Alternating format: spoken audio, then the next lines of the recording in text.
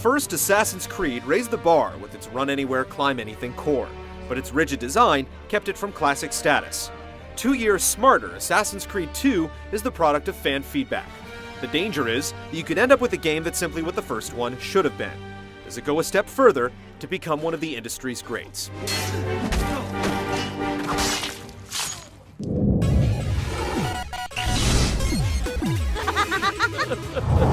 There!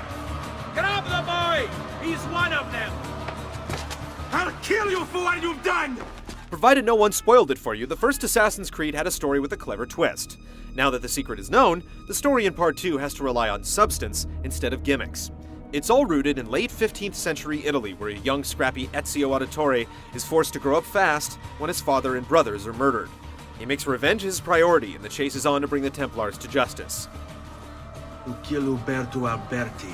I understand your desire for vengeance, but the Gonfaloniere is a powerful man. Spanning a decade, just when you think you've snuffed the final threat, yet another emerges. It's the old dangling carrot scenario, and by the end of the game, it starts to look a little wilted. Ezio meets people, and 5 minutes later, he's killing for them, with no questions. Just tell me what needs to be done, and I'll see that it is. The writing holds up well, the authenticity is impeccable, and appearances by legends like Leonardo da Vinci provide it with some built-in interest. Leonardo! Ezio, so good to see you. How can I help you?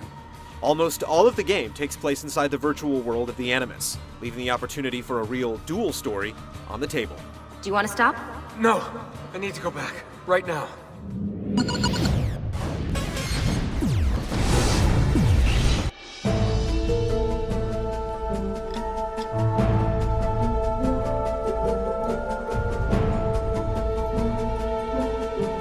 The most popular complaint launched against the original Creed was its repetitive mission structure. There simply wasn't enough variety, and once the wonder of parkour wore off, it could become a grind. The number of mission types are nearly tripled in the sequel, yet you'll still tire of trailing, racing, or killing groups of targets because the game is longer. Missions are much more involved at least, with some having multiple parts with checkpoints in between. What are you and your allies planning? Is this what my father discovered? Divided into a handful of cities like Florence, Venice, Forlì, Tuscany, and Rome, there's a lot more to keep track of this time around. Weapons and armor can be bought from a blacksmith or earned, doctors sell health potions, tailors offer new robe colors, and art stores sell maps to help you keep track of it all. There's also a lot of things to collect, like feathers, chests, and codex pages. You actually get rewards for finding them this time, but it's much easier just to pay for the rewards. The economy is unbalanced by the Villa, a town all your own where you can pay to build and upgrade shops for discounts or civic services to attract citizens. The more people living in the Villa, the more money you make from taxes. If you concentrate your cash on upgrades, it pays off in spades, and eventually you're making more money than you can spend, making some of the collectibles pointless. Between all the doodads, missions, and shops, the map gets crowded quickly. You can spend as much time as you want traveling and tackling side missions, but there's one definitive path to the end. And when you do get there, you're forced to go back and collect all of one specific item before you can move on to the final sequence. Even without the last-second goose chase, you'll get 18 to 20 hours from Assassin's Creed 2, and even more if you're a pack rat. If they succeed, if we lose Lorenzo and Firenze falls to the Pazzi, It will not come to that.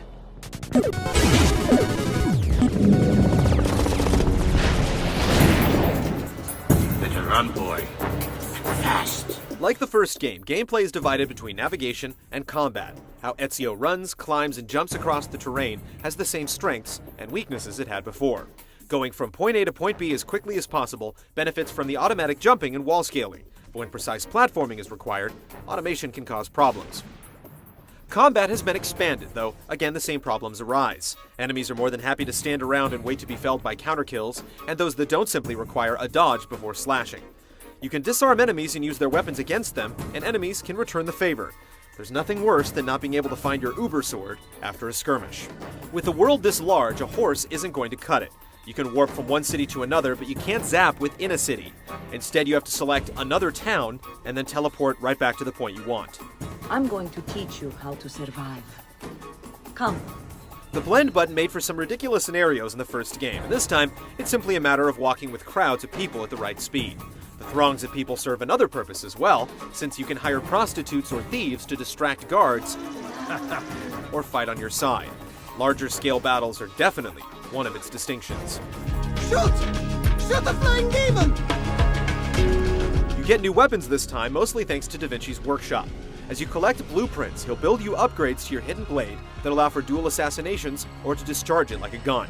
He also provides contraptions like wings that allow you to soar across the city, but you hardly use them. The final new gameplay component is water. You can dive in to easily evade enemies or hop on a gondola to travel more quickly, giving you options beyond the cabana. Outwardly, Assassin's Creed 2 may appear to have overhauled its gameplay, but many of the same strengths and weaknesses remain.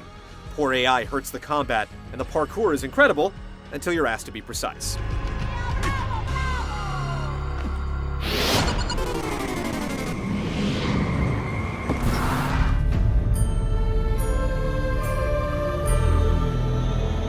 If you've ever been to Italy, then you will be absolutely blown away at the authenticity paid to the environments.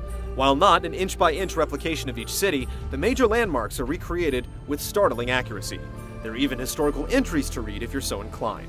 If you're interested in visiting the country but doubt you ever will, this is the next best thing. Ah! Birbante! The visual quality is basically the same, and both the PS3 and 360 versions share the same limitations.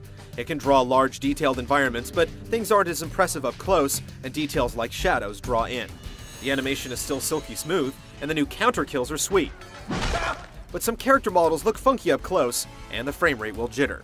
The sheer volume and quality of the voice acting is commendable. I feel your tired body in need of comfort and succor. But I have such aches and pains, sister. I may need a great deal of comfort and succor. Oh, that can be arranged. And small details like Ezio aging during the course of the game help set it apart. I still have some time for that private lesson.